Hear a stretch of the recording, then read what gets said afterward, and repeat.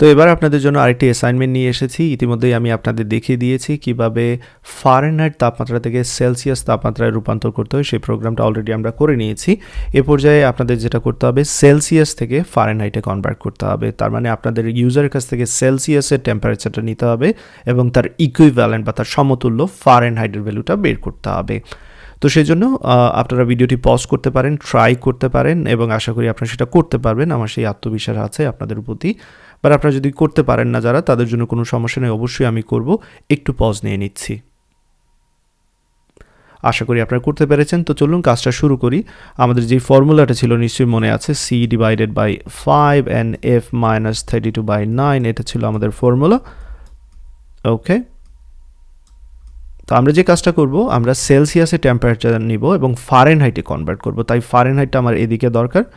তো সেই জন্য 5-এর সাথে যদি আমি গুণ দিই F মাইনাস 32কে, আমরা যদি ক্রস গুণন করে থাকি এখানে F মাইনাস 32, এবং 9-এর সাথে যদি C-কে গুণ দিই সেক্ষেত্রে হবে 9C।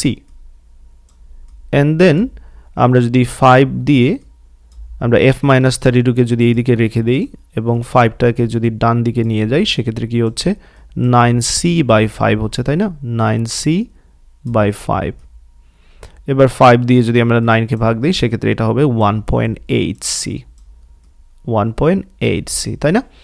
তো তাহলে বাম দিকে আমরা পাচ্ছি কি F মাইনাস 32 এবং ডান দিকে পাচ্ছি 1.8। আমাদের জাস্ট এইদিকে F এর দরকার। আমরা যেহেতু ফারেনহাইট বের করব, তাই ফারেনহাইটটা যদি এইদিকে রাখি -32, ডান দিকে গেলে হয়ে যাবে +32।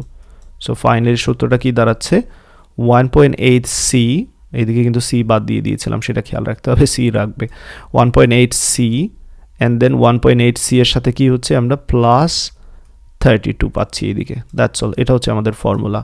So 1.8C +32 formula. ওকে, আমাদের জাস্ট সেলসিয়াসটা নিতে হবে, সিটা নিতে হবে, তাহলে এই ফর্মুলা ব্যবহার করে আমরা ফারেনহাইট বের করতে পারবো। তো চলুন শুরু করে দিই। আমরা ফারেনহাইট, সেলসিয়াস এইখানে দেখতে পাচ্ছেন ভেরিয়েবল রয়েছে, এগুলো লাগবে। সেলসিয়াসে নেব আমরা টেম্পারেচার, সো বলে দিচ্ছি সেলসিয়াসে দেওয়ার জন্য, এবং সেটা সেলসিয়াসের মধ্যে স্টোর করে রাখবো। সেলসিয়াসের মধ্যে স্টোর করার পর ফর্মুলাটা হচ্ছে 1.8 into Celsius plus 32। So 1.8 into Celsius হবে এইখানে 1.8 ইন্টু সেলসিয়াস, তার সাথে হচ্ছে +32। সো বাইরে এখানে +32 দিয়ে দিচ্ছি, এবং সেই সাথে আমরা কি বের করতে পারবো, আমরা ফারেনহাইটটা বের করতে পারবো, ফারেনহাইট। That's all. এবার ফাইনালি আমরা এখানে লিখে দিচ্ছি যে ফারেনহাইটের টেম্পারেচার পেয়েছি, এবং কার কাছ থেকে ভ্যালুটা প্রিন্ট করতে যাচ্ছি, ফারেনহাইটের ভেরিয়েবলের কাছ থেকে ভ্যালুটা প্রিন্ট করতে যাচ্ছি ফারেনহাইটের জন্য। That's all. আশা করি এতটুকু নিশ্চয়ই বুঝতে পেরেছেন প্রোগ্রামটা। চলুন রান করে দেখে নিই কী অবস্থা। এইখানে আমি এটা ক্যান্সেল করে আবার রান করছি, এবং এখানে সেলসিয়াসে টেম্পারেচার চাচ্ছে। সাপোজ আমি সেলসিয়াসে যদি 32 বা 21 দিয়ে থাকি, তার ইকুইভ্যালেন্ট ফারেনহাইট টেম্পারেচার এখানে দেখাচ্ছে। আশা করি এতটুকু নিশ্চয়ই বুঝতে পেরেছেন এবং প্র্যাকটিস করে নিয়েছেন। এর সাথে সাথে এরিথমেটিকের অনেকগুলো অপারেটর আমরা করেছি। আশা করি এরিথমেটিক অপারেটর সম্পর্কে আপনাদের পুরোপুরি ক্লিয়ার করা হয়ে গেছে। এবার আমরা অ্যাসাইনমেন্ট অপারেটর দিকে মুভ করতে পারি।